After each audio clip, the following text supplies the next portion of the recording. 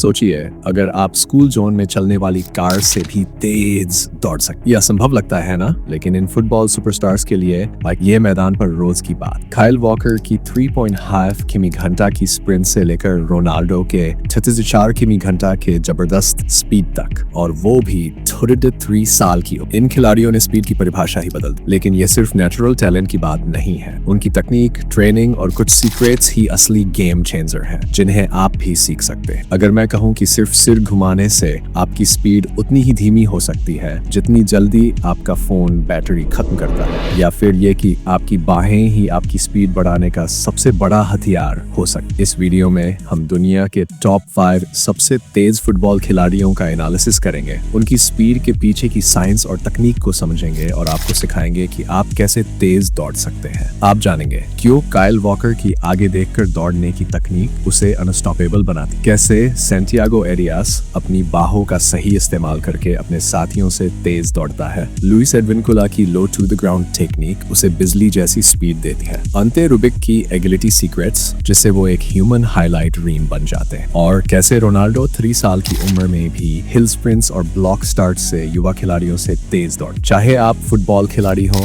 एक स्प्रिंटर हो या बस तेज दौड़ना चाहते हो, ये टिप्स आपकी स्पीड को पूरी तरह बदल सकती है। तो अगर आप दुनिया के सबसे तेज एथलीट्स के सीक्रेट्स को अनलॉक करना चाहते हैं तो कहीं मत जाए, क्योंकि इस वीडियो के अंत तक आप जान जाएंगे कि स्पीड में सबको पीछे छोड़ने के लिए आपको क्या। काइल वॉकर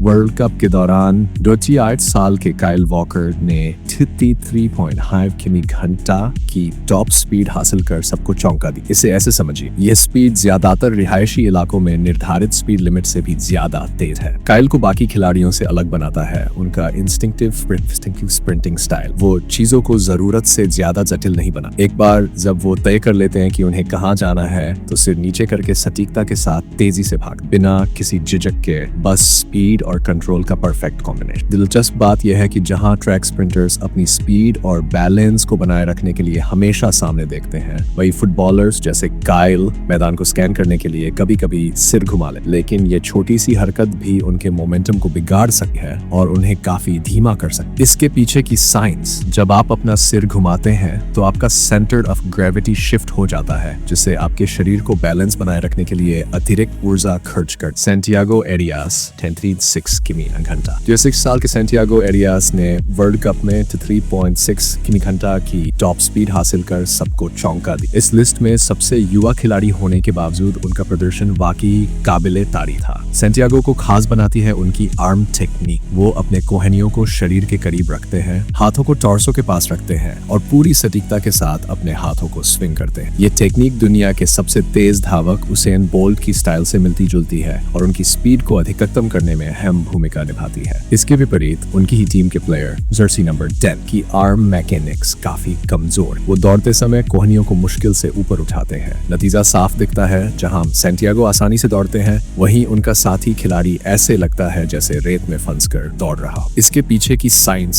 सही आर्म मूवमेंट बैलेंस बनाए रखने में मदद करता है, ऊर्जा की बर्बादी को कम करता है और शरीर को आगे की ओर तेजी से धकेलता है। जब हाथ सही तरीके से इस्तेमाल किए जाते हैं तो वे प्राकृतिक एक्सेलेरेटर की तरह काम करते हैं, जिससे हर कदम में अतिरिक्त पावर जुड़ती है। जरूरी सीख, आपके हाथ सिर्फ दौड़ने के लिए एक्सेसरी नहीं है, ये स्पीड बढ़ाने के लिए बेहद जरूरी टूल्स है। इन्हें सही ढंग से इस्तेमाल करें, कोहनियों को टाइट रखें और हाथों को अपने स्ट्राइड के साथ तालमेल में स्विंग करें। सैंटियागो की टेक्निक साबित करती है कि स्प्रिंटिंग में पूरे शरीर का तालमेल जरूरी होता है। ये सिर्फ पैरों की स्पीड का खेल नहीं है, बल्कि हाथों की भूमिका भी उतनी ही महत्वपूर्ण होती है।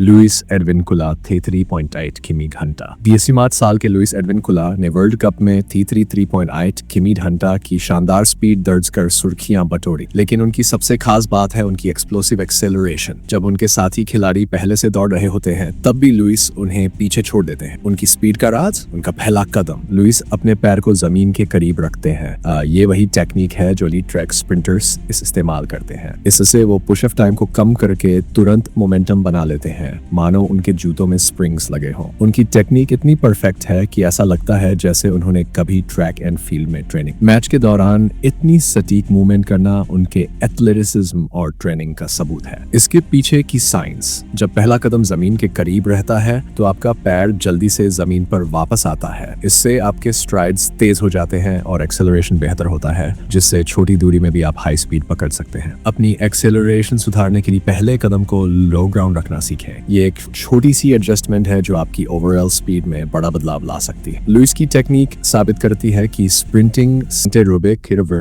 घंटा एशियाई स्पीड स्टूडेंटर एंटेरुबिकियन ने वर्ल्ड कप के दौरान 3000 किमी घंटा की जबरदस्त स्पीड हासिल की, लेकिन उनकी असली खासियत सिर्फ स्पीड नहीं, की उनकी एजिलिटी, चुस्ती फुर्ती है। एंटे की दिशा बदलने की क्षमता देखने लायक होती है। तेज मोड़ लेते समय वो जमीन के बेहद करीब आ जाते हैं, मानो उनके क्लिट्स स्टड्स से जमीन में कोई ग्रिप बन रही हो। ये लो स्टांस उन्हें बैलेंस बनाए रखने और टर्न लेते ही जबरदस्त पावर के साथ स्पीड बढ़ाने में मदद करता है। इसके विपरीत उनके एक साथी खिलाड़ी ऊंचा दौड़ते हैं, मानो स्टिल एंड रो पर भाग रहे हो। परिणाम, एंटे अपनी शानदार तकनीक से सभी का ध्यान खींच लेते। इसके पीछे की साइंस, जब आप तेज मोड़ लेते समय जमीन के करीब रहते हैं तो आपका सेंटर ऑफ ग्रेविटी, गुरुत्वाकर्षण कम हो जाता है, जिससे बैलेंस बेहतर होता है और स्पीड बनाए रखना आसान हो जाता है। यही तकनीक स्प्रिंटर्स भी इस्तेमाल करते हैं ताकि वो टर्न से बाहर निकलते ही तेजी से एक्सेलरेट कर सके। जरूरी सीख, अपनी एजिलिटी और एक्सेलरेशन सुधारने के लिए तेज मोड़ों के दौरान लो स्टांस, नीचे झुककर दौड़ना बनाए रखें। ये एक छोटा सा बदलाव है, लेकिन ये आपको कंपटीशन में बढ़त दिला सकता है। एंटे की टेक्निक ये दिखाती है कि स्पीड सिर्फ सीधी लाइन में तेज दौड़ने तक सीमित नहीं है, सही बैलेंस और बॉडी पोजिशनिंग भी उतनी ही जरूरी है।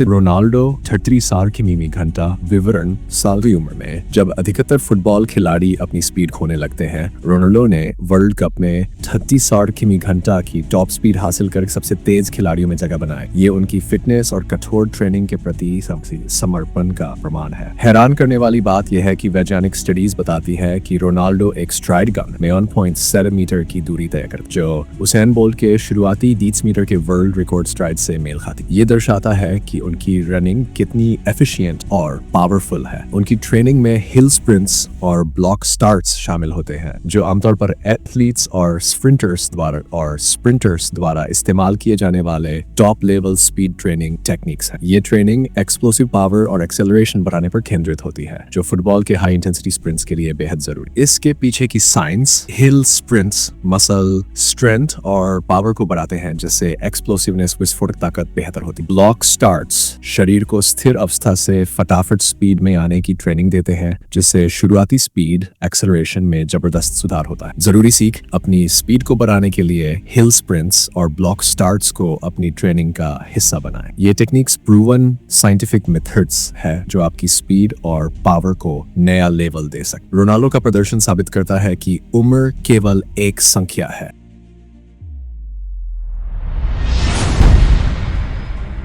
स्प्रिंटिंग के दौरान सिर घुमाना बैलेंस बिगाड़ सकता है और आपकी स्पीड को कम कर सकता है। मतलब अगर आप फिनिश लाइन पर सबसे पीछे नहीं पहुंचना चाहते तो आगे ही देखें। आपकी बाहें सिर्फ बैलेंस के लिए नहीं है, बल्कि स्पीड बूस्टर की तरह काम करती हैं। उन्हें सही तरीके से स्विंग करें, कोहनियों को अंदर रखें और हाथों को पास रखें। यही टेक्निक उसेन बोल्ट भी इस्तेमाल करते हैं। पहला कदम लोअर रखें। जितना कम आप अपना पहला कदम रखेंगे, उतनी ही तेजी से आप उसी पुश एफ करके एक्सेलरेट कर सकते हैं। छोटा बदलाव, लेकिन स्पीड में बड़ा फर्क।